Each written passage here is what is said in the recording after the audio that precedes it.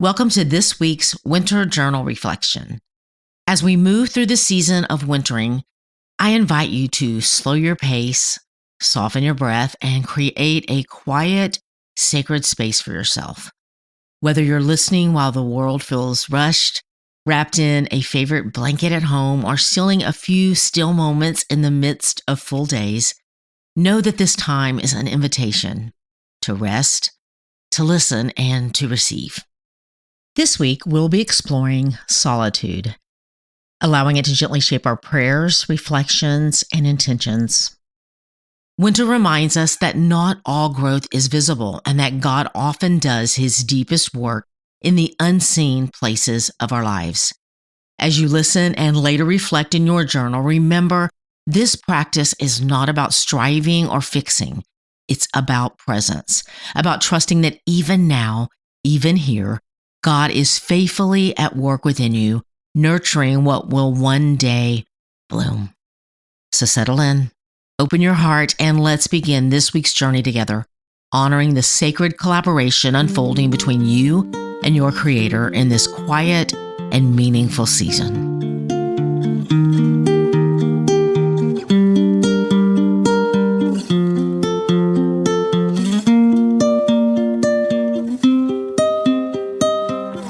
Week 5, Solitude. Winter naturally creates space for solitude. Those quiet hours by the window watching snowfall, the peaceful evenings with tea and candlelight, the contemplative walks where footsteps are the only sound breaking the stillness.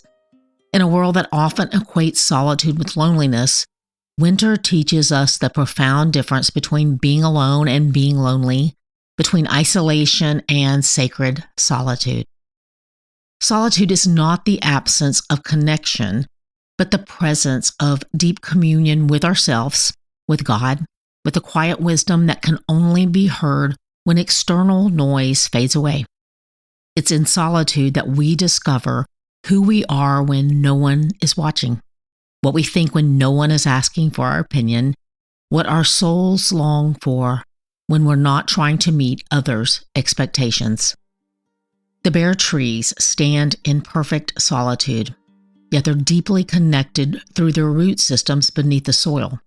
So too, our seasons of solitude don't disconnect us from love and community.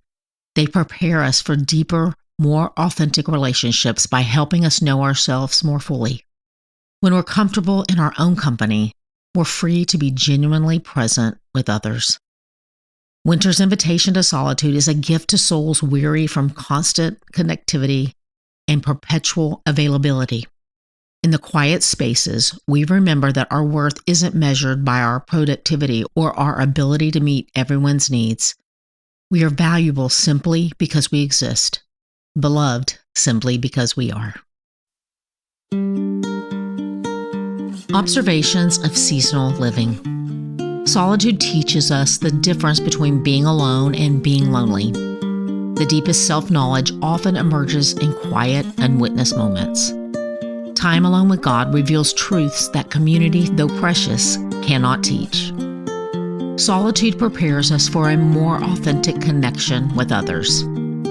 Sensory notes, texture, the soft silence of snow falling and the gentle comfort of being truly alone. Sound, the peaceful quiet of solitary moments in your own breath and still air. Scent, the clean simplicity of winter solitude and the warm comfort of personal space. Feeling, the deep peace of being with yourself in the sacred presence of God in quiet.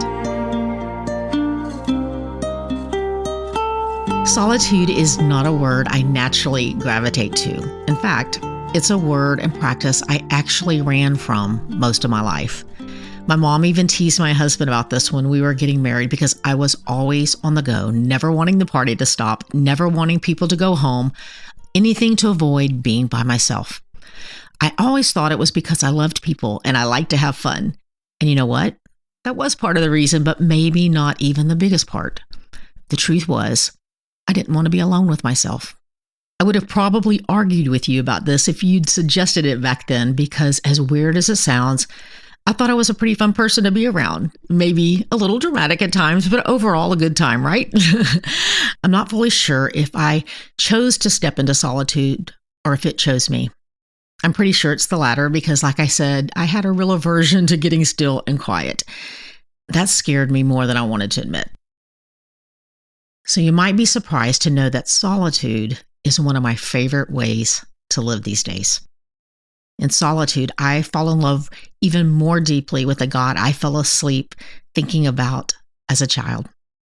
This God who is more than I can even comprehend, that desires to be in relationship with me. He reminds me of his thoughts about me, and they breathe life into my soul. And in this sacred space of solitude, I am changed. Not by doing more or being more, but by being still enough to hear who I've always been to him.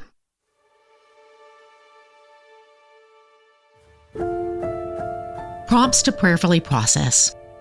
Our relationship with solitude often reveals our relationship with ourselves and with God.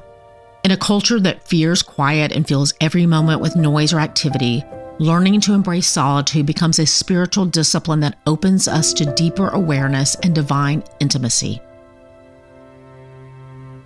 How do you typically respond to extended time alone? With comfort or anxiety?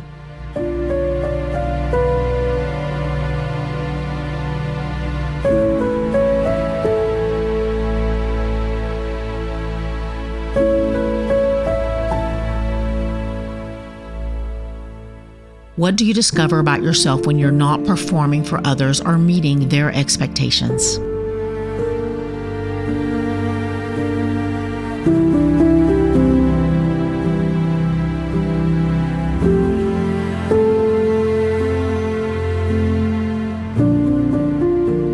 How might God be inviting you to use solitude as a space for spiritual growth and restoration?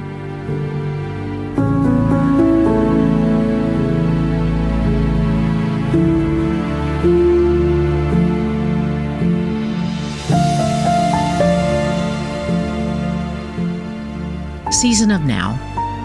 Find a space where you can be completely alone, perhaps your bedroom, a comfortable chair by a window, or even a quiet bathroom if that's your only private space. Turn off your devices, close the door, and simply sit in your own company. Begin by noticing what it feels like to be alone. Do you immediately want to fill the silence with music or pick up your phone?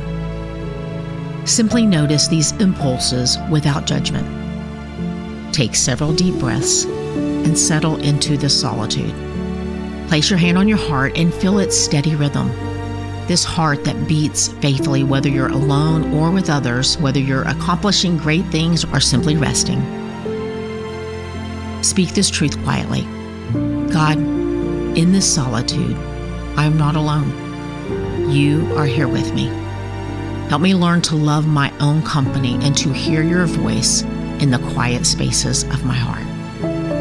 Let yourself rest in this sacred solitude for as long as it feels good.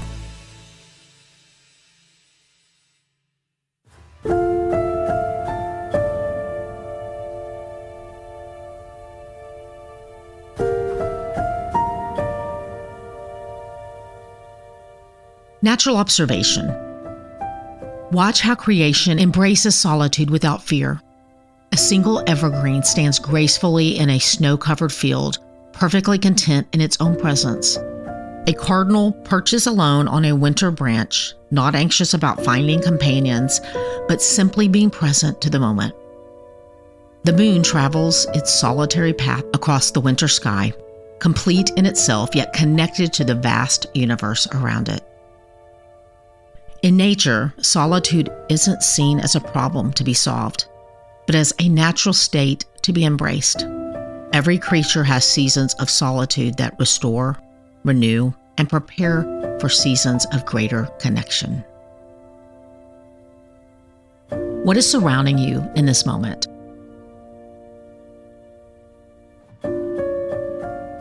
Describe what you see outside your window, what you feel on your skin, what you hear in the air.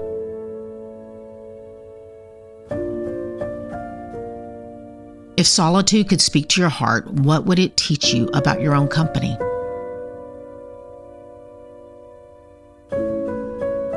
What truths about yourself might emerge if you spent more time in quiet, unwitnessed moments?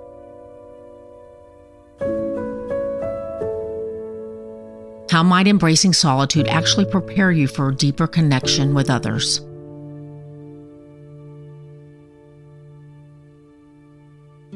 Sacred awareness, sacred pauses.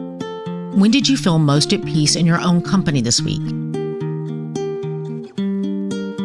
What did you discover about yourself during moments of solitude? Divine details. How did God meet you in quiet, private moments this week? What whispers of divine love did you hear when external voices were silenced? Spirit's movement. What is your soul learning about identity when you're not performing for others?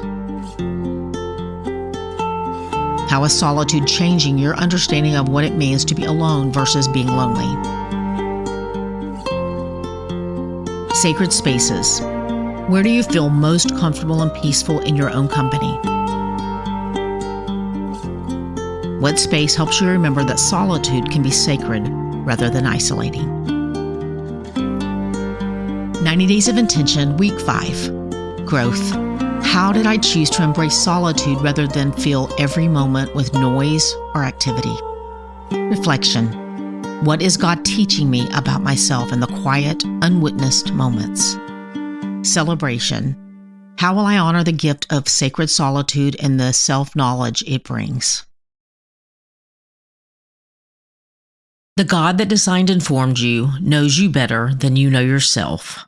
Your Creator planted the seeds of His image uniquely in you and desires to co-labor with you in revealing the beauty of His goodness and mercy in the world. He desires to walk with you through every season and is faithful to complete what He started in you.